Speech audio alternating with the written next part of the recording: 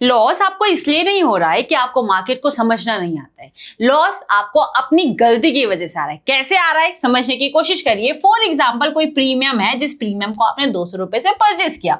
यहां पर आपका 65 लॉट साइज था, यानी कि आपका 13,000 रुपए के आसपास इन्वेस्टमेंट लगा। यही प्रीमियम सीधा आ जाता है 180 रुपीज। आपको लगता है 20 रुपया, ये थोड़ा और वेट करते हैं ऊपर आएगा। अब प्राइस आ जाता है 100 रुपया। आपको लगता है कि एक काम करते हैं, एवरेज कर लेते हैं। आपने यहाँ पे एक लॉट फिर से एवरेज किया, फिर से मार्केट में 6,500 रुपया इन्वेस्ट किया और टोटल अब यहाँ पर आपका इन्वेस्टमेंट हो गया 20,000 के आसपास। ये 100 रुपए का प्रीमियम आप आ जाता है 50 रुपया।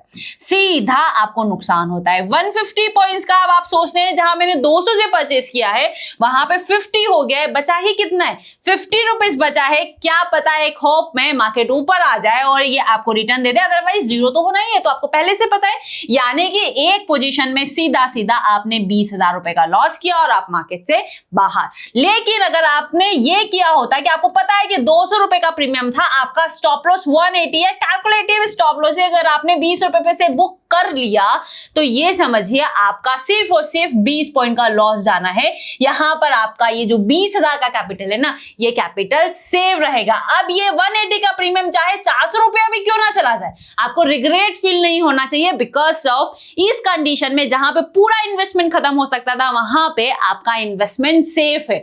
तो यहां पर अभी आपको समझ में आ रहा होगा कि गलती आपको मार्केट समझने में नहीं, गलती आपके ट्रेड करने में हो रही है। और अगर ये चीज सुधार ली तो आप ऑटोमेटिकली प्रॉफिटेबल होना शुरू कर देंगे। अब जल्दी से ये रील उन लोगों को शेयर कर दीजिए जो अभी भी लॉस कर करके परेशान हो चुके हैं।